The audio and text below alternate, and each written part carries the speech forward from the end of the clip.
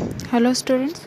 Last के video में हमने देखा था कि जो टूल्स एंड टेक्निक्स हैं सीसीई के वो क्या होते हैं। उसमें हमने बात करी थी पोर्टफोलियो क्या होता है, एनेक्डोटल रिकॉर्ड्स क्या होते हैं, असाइनमेंट्स, ऑब्जर्वेशन, प्रोजेक्ट्स हैं और इन सब के बारे में बात करी थी। इवोल्यूशन का पैटर्न हमने जान लिया कि कैसे होता है और इसके ही संदर्भ में हम आगे आज बात करते हुए देखेंगे कि जो बीएस ब्लूम है उन्होंने सीखने के जो 3 डोमेन बताए थे।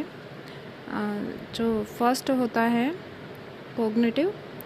जो ये कोग्निटिव डोमेन होता है ये इंटेलेक्चुअल जो चीज़ें होती हैं उनसे जुड़ा हुआ होता है। इंटेलेक्चुअल से मतलब है कि हमारे जो दिमाग से की क्षमताएं हैं, यानी कि जो याद करने की क्षमताएं हैं, पेन पेपर टेस्ट है, कितना आप याद कर सकते हैं, लिख सकते हैं, इनसे जुड़ा हुआ होता है। तो इस वीडियो में हम ये देखेंगे कि रिटन टेस्ट क्या होता है। तो रिटन टेस्ट जो प्रॉपरली होता है वो इसी बात पे बेस्ड होता है कि जो बच्चा है, स्टूडेंट है, उसकी इंटेलेक्चुअल जो सीखने के तरीके हैं वो क्या हैं, उसके आधार पर ये डिपेंड करता है उस पर, और उसके अकॉर्डिंग ही हम क्या करते हैं कि बालकों को सिखाते हैं।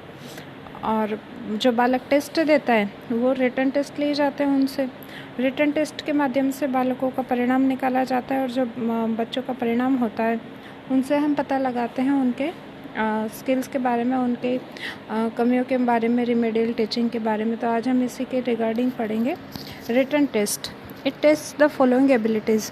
अब हम देखेंगे कि जो रिटन टेस्ट है अगर ये लैंग्वेज के संदर्भ में लिया जाए, in the context of language, तो what are the effects on the students we can C.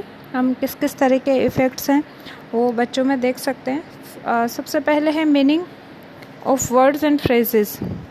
Meaning of words का मतलब है कि जो शब्दों के अर्थ हैं वो क्या होते हैं और वाक्यांशों के जो अर्थ हैं वो क्या हैं, इसके बारे में हम देख सकते हैं। It test the following abilities. ये कौन कौन सी एबिलिटी टेस्ट करते हैं, ये नीचे इसकी लिस्ट दी गई हुई है। सबसे पहला है इसमें meaning of words and phrases. Phrases का मतलब होता है वाक्य का अंश। वाक्य का अंश से मतलब ये जो फ्रेजेस होते हैं ये छोटे छोटे टुकड़े होते हैं। ये इसमें ग्रुप ऑफ वर्ड्स आपको देखने को मिलेगा, पर इसकी कोई प्रॉपर वर्ब नहीं होती और वर्ब नहीं होने के साथ इसके पास सब्जेक्ट भी नहीं होता। यानी कि वाक्य का एक अंश हो सकता है जो कि पूर्णतया रूप से वाक्य पर डिपेंड रहता है। जनरली जो वाक्य के अंश होते हैं, वाक्यांश होते हैं, इसको अगर हम हटा भी देते हैं तो सेंटेंस में से सेंटेंस को कोई फ़र्क नहीं पड़ता। जैसे कि मैं एक सेंटेंस बताती हूँ आपको। I have a ring of gold. मेरे पास एक सोने की अंगूठी है। तो इस सेंटेंस को मैं इस तरह से भी लिख सकती हूँ, I have a gold ring. तो जो रिंग ऑफ गोल्ड था, ये 3 शब्द थे, रिंग, ऑफ और गोल्ड। ये जो थे, अगर इसको मैं इस ऑफ को हटा दूँ और I have a gold ring बोल दूँ तो भी तात्पर्य वही निकलेगा और यहाँ पे वाक्यांश नहीं बन रहा जबकि गोल्ड ऑफ रिंग है, रिंग ऑफ गोल्ड है, उसमें वाक्यांश बन रहा है। तो सेंटेंस हम देखें तो आई हैव अ रिंग पे ही ख़त्म हो जाएगा। आई हैव रिंग के बाद हम फुल स्टॉप लगा सकते हैं और I have a ring of gold. तो ये जो ऑफ गोल्ड वर्ड है ये फ्रेजेस का काम कर रहा है। तो बच्चे इसके बारे में कितना जानते हैं, इसके मीनिंग्स को समझते नहीं समझते, इसके बारे में हमें पता चल जाता है। Use of words and phrases. Proper जो हम वर्ड से सीखते हैं, वर्ड वोकेबुलरी बिल्डअप करते हैं, इसका क्या इफ़ेक्ट होता है, किस तरीके से हमारे भाषा को समृद्ध बनाती है, एनरिच करती है, और जो फ्रेजेस होते हैं इसको हम किस तरीके से यूज़ कर सकते हैं, सेंटेंस में लगा सकते हैं, हटा सकते हैं, किस तरह से उनको सिंपल सेंटेंसेस में कन्वर्ट कर सकते हैं। तो ये सब जो चीज़ें हैं ये लैंग्वेज टेस्ट के अंदर आ जाती हैं जब हम इसका रिटन टेस्ट लेते हैं। फिर है स्पेलिंग एंड पंक्चुएशन। हम ये भी देख सकते हैं कि जो बालक का स्पेलिंग है उसका पंक्चुएशन ओरल टेस्ट में देख लिया जाएगा और स्पेलिंग्स इसमें देख लिए जाएंगे। और पंक्चुएशन जैसे कि अगर हम फोनेटिक्स ट्रांसक्रिप्शन करवा रहे हैं तो हमें एक्चुअल पंक्चुएशन का भी पता चल सकता है। तो ये भी रिटन टेस्ट का पार्ट हो सकता है पंक्चुएशन। जनरली हम जब बच्चों को टेस्ट अप्लाई करते हैं बच्चों के ऊपर तो इन सारी चीज़ों को विशेष रूप से ध्यान में रखते हैं कि किस किस चीज़ का टेस्ट इसके थ्रू करवा सकते हैं। फिर है phrase patterns and sentence construction. Phrase patterns का मतलब है कि फ्रेज बनाने के अलग अलग टाइप के पैटर्न्स होते हैं। जिस तरह से एक वाक्य जब का निर्माण हम करते हैं तो वो वाक्य अलग अलग ढंग से बनाया जाता है, उसी तरीके से जो फ्रेज़ होते हैं उसका जब हम निर्माण करते हैं तो वो अलग अलग पैटर्न के अकॉर्डिंग बना सकते हैं। जैसे इन द गार्डन है, ये एक प्रीपोजिशनल फ्रेज़ है। अपस्टेयर्स है तो अपस्टेयर्स ऑफ द रूम, तो ये भी एक तरीके से आप देख सकते हैं कि सेंटेंस का। तो स्पेलिंग एंड जो पंक्चुएशन थी उनके बारे में हम बात कर रहे थे, और जो स्पेलिंग है उसके बारे में हमें पता चल सकता है कि जो बच्चे हैं उन्होंने कितने सीखी है, कितने नहीं सीखी। और फ्रेज पैटर्न्स के बारे में बात कर रहे थे। जो फ्रेज पैटर्न्स हैं वो अलग अलग पैटर्न किस तरीके से बालक बनाने में सक्षम हो रहे हैं, नहीं हो रहे, कहाँ उनको और सीखने की ज़रूरत है। सेंटेंस का जो कंस्ट्रक्शन है उनको हम आगे कैसे बढ़ा सकते हैं, जो सेंटेंस बनाने का जो पैटर्न है बालक को। क्योंकि अगर हम देखते हैं हमने बात करी थी स्ट्रक्चर सिचुएशनल अप्रोच में कि जो स्ट्रक्चर बेसिस पे हम सिखाते हैं बालकों को, उसके बारे में हमने पढ़ा था। तो जो स्ट्रक्चर से बेस्ड होते हैं सेंटेंसेस, तो अगर हम बच्चों को सिखाते हैं तो टोटल टाइप्स के जो स्ट्रक्चर्स होते हैं उसमें से तकरीबन हम 276 टाइप्स ऑफ स्ट्रक्चर्स यूज़ करते हैं और बालकों को सिखाने की कोशिश करते हैं। तो इनमें से बालक कितने तरह के जो स्ट्रक्चर्स हैं उनको बना पा रहा है। फिर नेक्स्ट है कंपोजिशन। कंपोजिशन का मतलब आप ये देखिए कि जो ऐसे टाइप के क्वेश्चन आंसर्स होते हैं उनको हम कंपोजिशन में शामिल करते हैं। कंपोजिशन में हम ऐसे बनाना, स्टोरी राइटिंग, एप्लीकेशन लिखना, यानी क्या कंपोज कर सकता है बालक। आपने उसको थीम दे दिया and what can they compose, वो किसका निर्माण कर सकते हैं, वो सारी चीज़ें हम कंपोजिशन में डाल देते हैं। तो इस तरीके से अगर हम जब रिटन टेस्ट करवाते हैं और ये टेस्ट लैंग्वेज का हो रहा है तो हम किन किन चीज़ों का, किन किन एबिलिटीज़ के बारे में पता लगा सकते हैं। तो वर्ड्स हैं, फ्रेजेस हैं, इसके यूजेस हैं और इनके स्पेलिंग्स एंड पंक्चुएशंस हैं। फ्रेज पैटर्न्स और सेंटेंस का जो कंस्ट्रक्शन है वो किस बिहाफ पे होगा उसके बारे में, और जो कंपोजिशन है उसके बारे में हम पता लगा सकते हैं। फिर इसके बाद है कॉम्प्रिहेंशन के, बालक जो समझ के क्या चीज़ लिख सकता है, खुद क्या बना सकता है, उसके बारे में हम किस तरीके से बालक सीखेगा। तो कॉम्प्रिहेंशन ऑफ वर्ड्स, बालक ने कितनी चीज़ें सीखी, कॉम्प्रिहेंशन किया, उनको कितना समझा है, किस तरीके फ्रेजेस और सेंटेंसेस और स्ट्रक्चर्स हैं उनको समझने में बालक सक्षम हुआ है, इसके बारे में। और फिर आता है ओरल टेस्टिंग। तो ओरल टेस्ट की बात करें कि तो ये जो बालक के टेस्ट लिए जाते हैं निर्माणात्मक में आता है ओरल टेस्ट। और जो ओरल टेस्ट लिया जाता है उसमें छोटे छोटे क्वेश्चंस हैं, वन वर्ड्स के या वन लाइनर, इनको पूछा जाता है। और इसको पूछते समय जो जनरली क्लास में बच्चे होते हैं उनके सामने एक एक तरीके से रखा जाता है। थोड़े बड़े बच्चों को ये वाइवा के रूप में लिया जाता है। वाइवा होता है वो एक तरह का ओरल टेस्ट ही होता है, और इसके बारे में हम बच्चों से पूछते हैं। फिर है reading and comprehension and expression, इसके बारे में ज़्यादातर आप करवा के देख सकते हैं बच्चों को ओरल टेस्ट में। जैसे कि आपने किसी लेसन की रीडिंग करवाई तो रीडिंग बालक किस तरीके से कर रहा है उसको देख सकते हैं। कॉम्प्रिहेंशन में वो किस तरह से समझ रहा है उसको, और एक्सप्रेशन में वो किस तरीके से उनको व्यक्त कर पा रहा है, इसके बारे में जानते हैं। और इसके बाद है the teacher test the pronunciation, reading skills and ability to express and converse in English.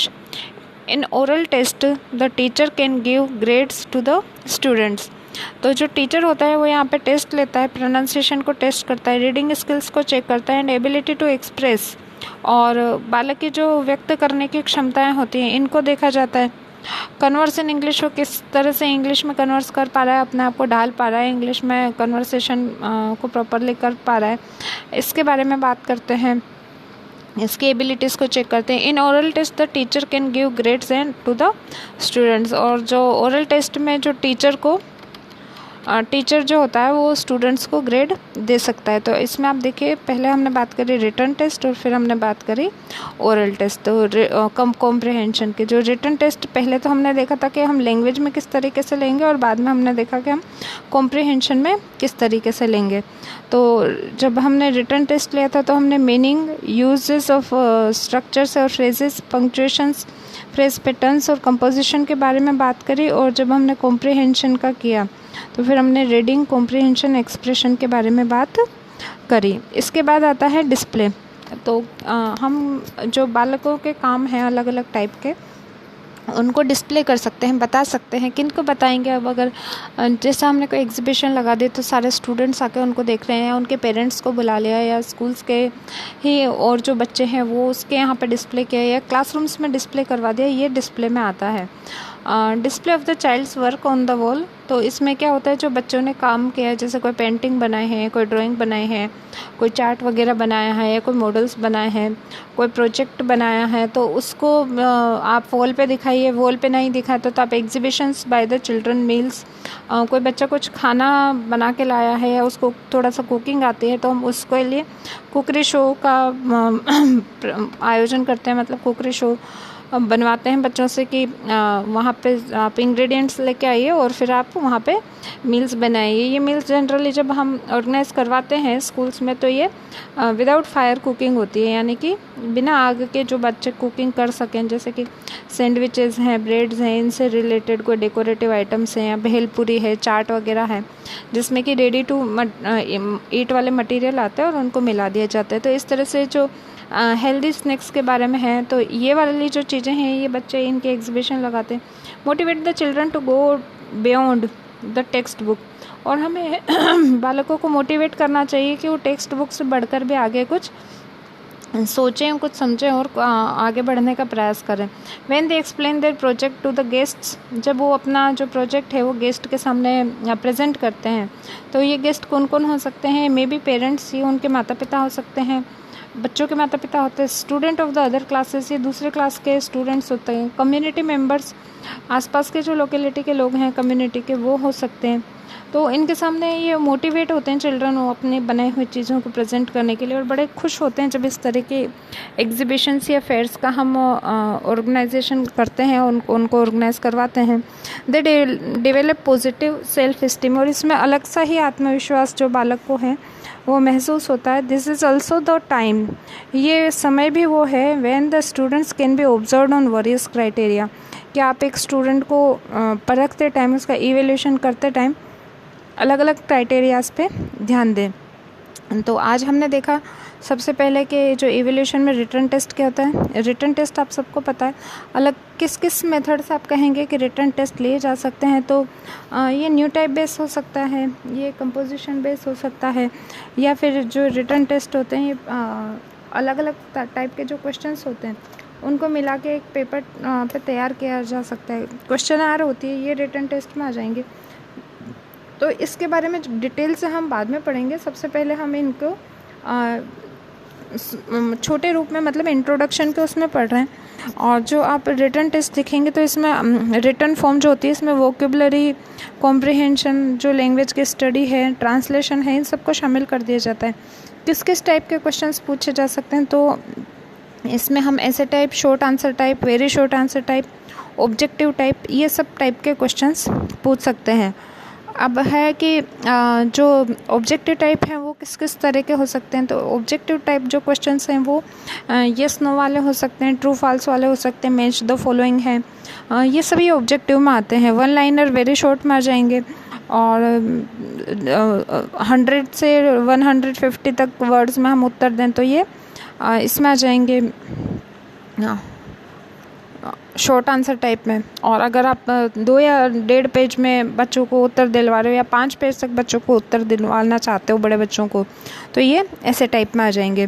तो ये फिक्स होता है। ओरल टेस्ट में क्या होता है, ओरल टेस्ट में हम जनरली बच्चों का जो एक्सप्रेशन है उसको चेक करते हैं कि एक्सप्रेशन किस किस तरह से कर रहे हैं। तो ये जब हम ओरल टेस्ट करते हैं तो बालकों का प्रोनाउंसिएशन के, रीडिंग स्किल्स, वो फेस इंटरव्यूज़ को कैसे करेंगे, उनकी पर्सनालिटी क्या है, वो कितना आत्मविश्वास है, कॉन्फिडेंस लेवल कितना है उनका, और अंडरस्टैंडिंग कितनी है उनकी, और प्रेजेंस ऑफ माइंड कैसा है, इन सब के बारे में हमें ओरल टेस्ट के दौरान पता चलता है। अगर आप डिसएडवांटेज देखें ओरल टेस्ट के तो क्या होते हैं, नो प्लेस ऑफ राइटिंग, लिखने के लिए कोई जगह नहीं होती उसमें।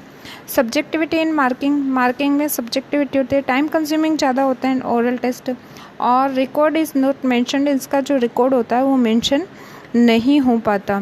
तो जो रिटन एग्ज़ाम्स होते हैं they are more useful and comfortable for the children as well as the teachers also, क्योंकि मार्किंग करने के लिए टाइम होता है, स्पेस होता है, और ढंग से मार्किंग स्कीम देख सकते हैं किस तरह से ऑर्गेनाइज करना है इसका। जब हम क्वेश्चन पेपर का देखेंगे फॉर्मेशन, इसमें हम पढ़ेंगे इन सब के बारे में और ज़्यादा।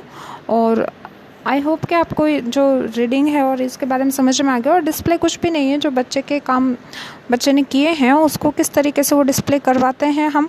और डिस्प्ले करवाने से फिर जब उनको सामने जब बालकों से क्वेश्चन पूछे जाते हैं कि ये क्या है, कैसे बनाया, तो उनमें अलग सा ही आत्मविश्वास देखने को मिलता है, थोड़ा सा सेल्फ कॉन्फिडेंस आता है कि ये जो खाना बनाने का काम था या ये प्रोजेक्ट था, ये ड्राइंग थी, पेंटिंग थी, मैंने खुद ने बनाई है। तो एक बालकों में एक सेल्फ इस्टीम पैदा होती है, और ये बहुत ज़रूरी है आजकल के बालकों के लिए कि वो टेक्स्ट बुक से बियॉन्ड जाके अपनी जो स्किल्स हैं उनके बारे में पहचाने। तो आई होप आपको ये समझ में आ गया होगा। आज के लिए इस वीडियो में इतना ही। Thank you.